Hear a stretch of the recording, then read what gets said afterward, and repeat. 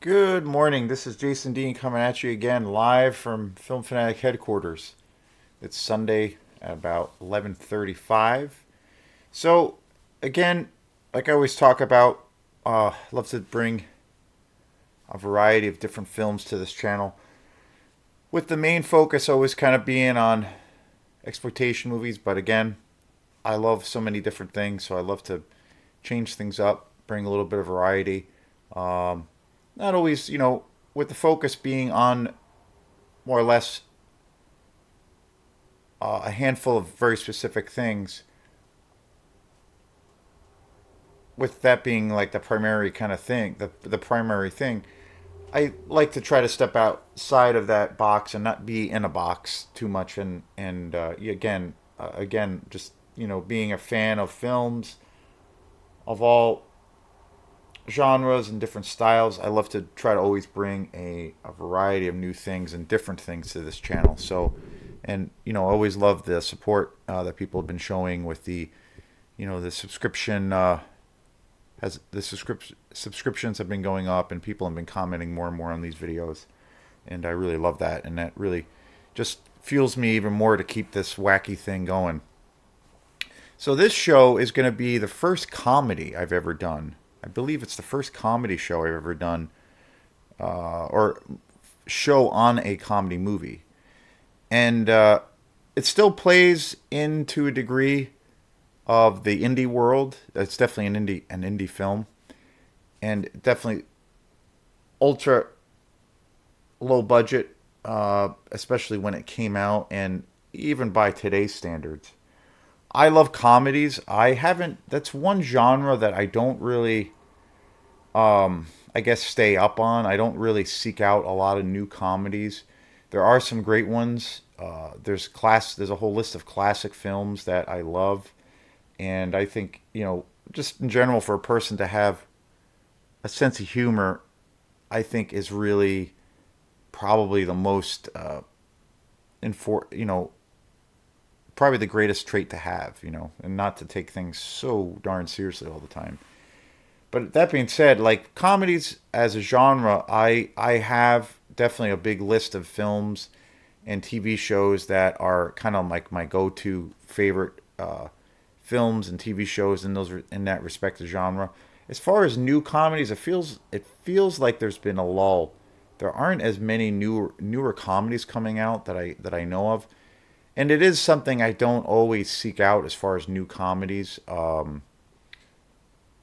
I have seen talk and or heard talk a lot about people who do follow that genre a little bit more closely in like a contemporary way, where things have shifted. There aren't as many comedies for whatever reason coming out, newer ones. But I'm open to seeing them, and there's been a few that I've seen that are really great.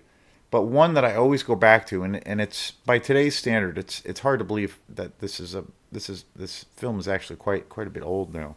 But that is this comedy gem right here, 2013, the one and only Napoleon Dynamite.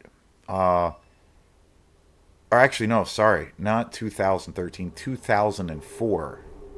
That's crazy. Cancel that. 2004, this Napoleon Dynamite came out. Just crazy how much I love this movie. This movie is such. It's definitely one of my favorite comedies of all time. I think in the kind of the more modern era, even though it's 2004 already, which is like it's ridiculous to think that it's this old. This movie, I think, is a comedy masterpiece on so many levels. I know a lot of people who don't really like this movie. It's really weird, and people can really have their own tastes of this or that. And but this movie in particular, Napoleon Dynamite, I've come across quite a few people who don't really like this movie, and they mostly talk about. I think I think it might be because the film it's pretty dry and deadpan, and it's on the subtle side of things. It's totally about Napoleon Dynamite, who's like this, you know, crazy kind of eccentric teenager who's like in this kind of crazy eccentric world, but it's got this very childlike innocence. It's from a child's perspective or a kid's perspective. And all the fun and crazy and wacky trials and tribulations that kids go through. And from what I gather from people that I know this movie was really embraced by a lot of people, and a lot of people love this, which I think is, you know, I'm one of those people. But one of the criticisms I've heard when I've talked to a few people that don't really like this movie is that I think they don't really get or maybe they're not into the delivery of this film, like because it's pretty deadpan, it's pretty dry, it's subtle, and it's very. I think to a degree, people might be accustomed to comedy in a way that is maybe a slightly more over the top, or maybe not so subtle or dry.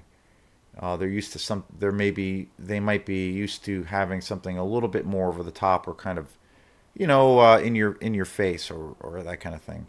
Like one movie that and again, I love that everybody has different opinions because that's awesome. I don't want to wouldn't want to live in a world where everybody has the same opinion. But one movie where I have the totally and it's a comedy that I have the total opposite reaction than most people have, and it's kind of regarded as like a comedy masterpiece. And one movie I don't really like at all. I kind of feel like it's, um, you know, kind of boring and just really overly hyped. Is The Hangover. I I didn't see that movie until like pretty late in the game, and I didn't really. I thought it was just pretty forgettable. I didn't really think it was that funny. There's things around it that are kind of pretty funny, and there's some good comedic moments in it, and that are like and it's pretty dirty and racy at the time at times.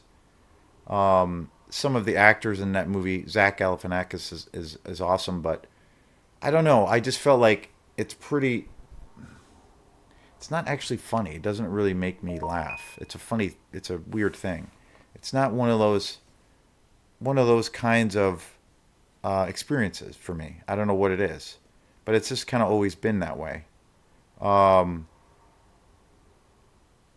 Whereas this movie, because it is subtle and it's dry, to me, this was what it was like to be a kid, in high school, in a lot of ways, as far as the being an outsider, not being able to really fit in, not knowing how to really talk to girls, and just being super awkward, and just being, you know, uh, you know,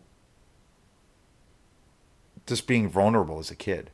And for me, this like captures that essence of what it was like, well, at least for me, but of what the experience was like to be in middle school and especially high school.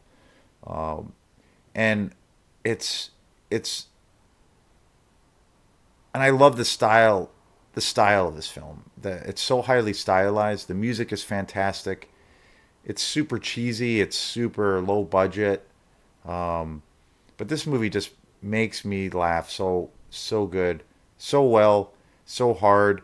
And I think the other thing that's so great, the characters are so awesome in this film. They're all like really believable. They're all lovable. But this movie has a lot of heart and soul. And the music is incredible. The music is just fantastic. And the whole legendary dance sequence in this movie to me is just like one of the greatest sequences ever. Probably ever in film. I think it's just such an amazing sequence, and it's one of the funniest things ever.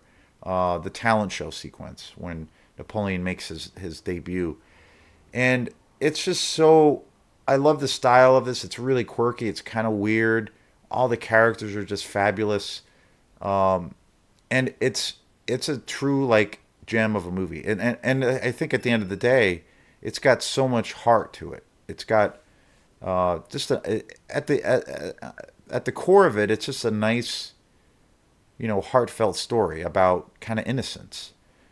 But the whole like framework and the comedy and the way things are kind of set up is just hilarious, and it's kind of got this like quirky, kind of weird, eccentric vibe to it, which I just totally dig.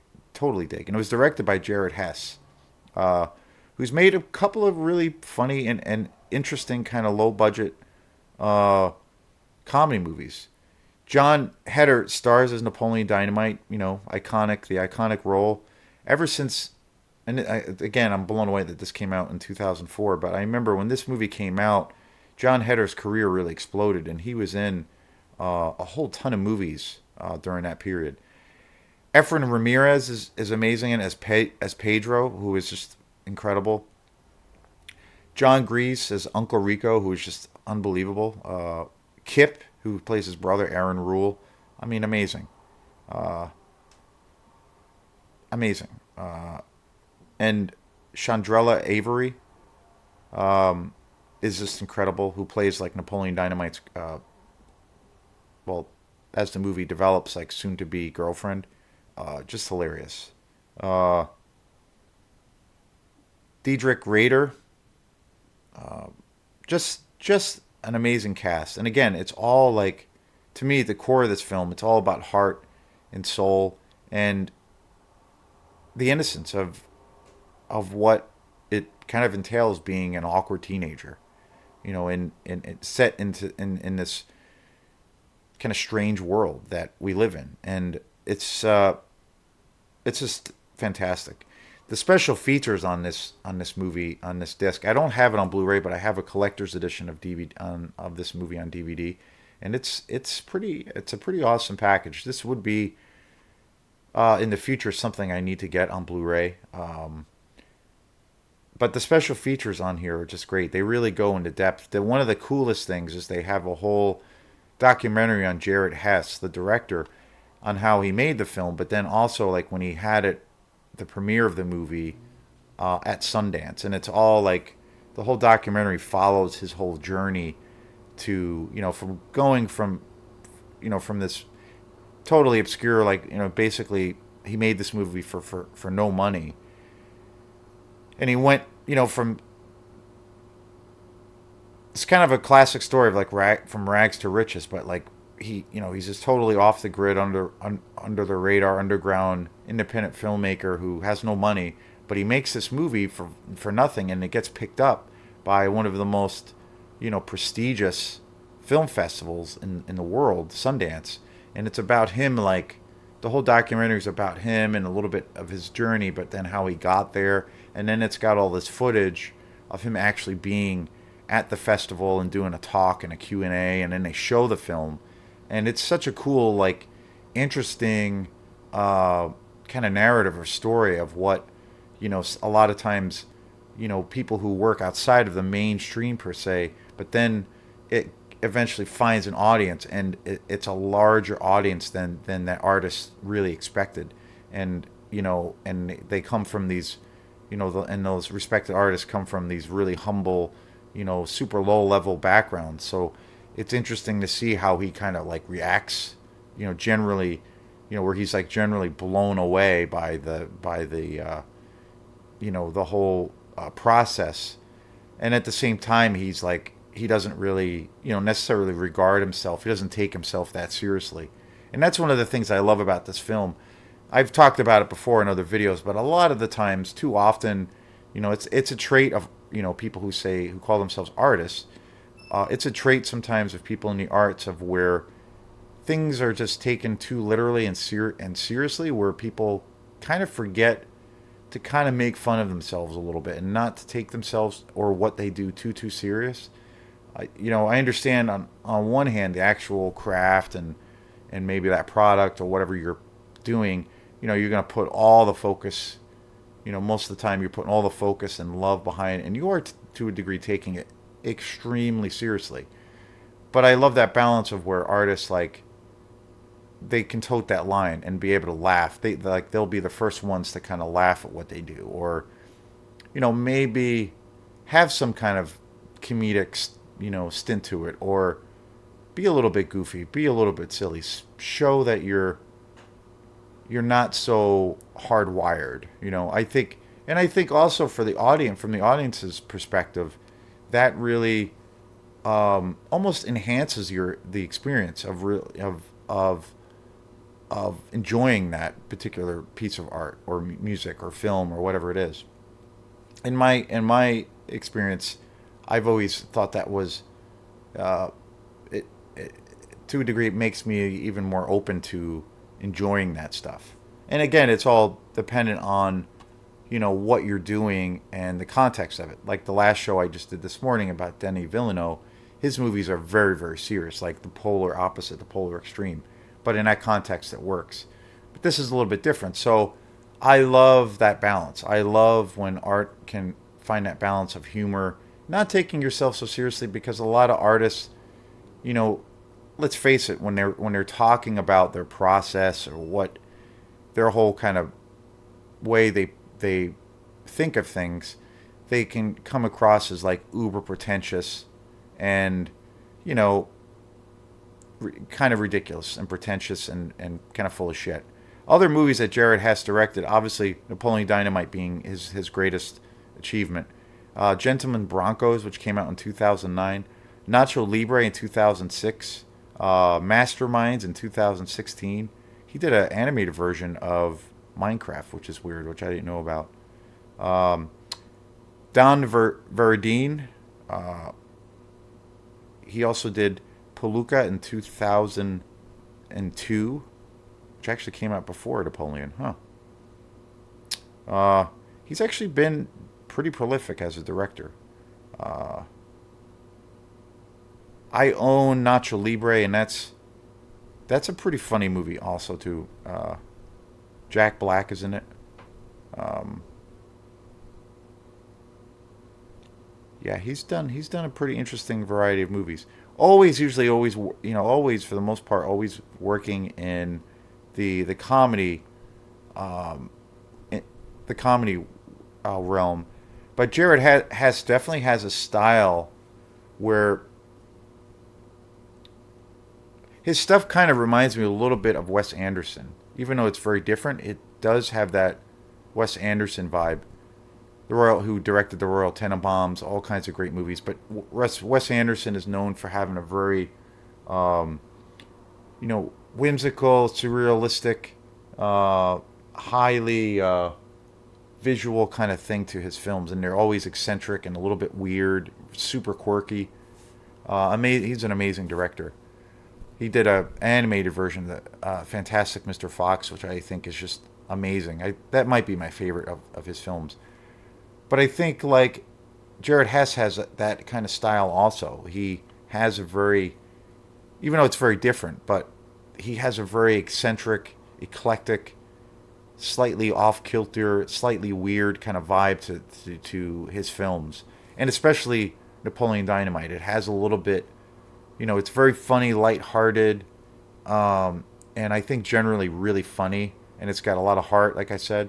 But it's told through this really stylized lens with the music, the colors, the cinematography, and it's got a real kind of slightly weird, off kilter, really eccentric kind of vibe, and I think that this is a cool example of a director really, really creating a real universe like onto itself. Like you really feel like you're in Napoleon's world, and it's filled with all of these eccentric and eclectic characters, and it's kind of wacky, and it's everything is kind of off a little bit, but yet super funny, and it's a great like human story, like coming of age story.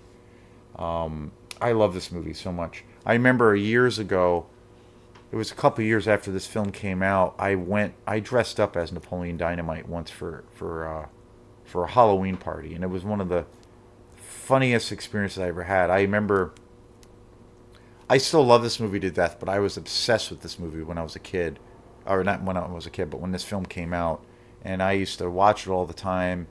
Uh, and I haven't watched it in a little bit, but I will watch this again now that I'm talking about it because I do love this movie to death. Uh, but that one year, it was like a few years after this movie came out, I dressed up as Napoleon.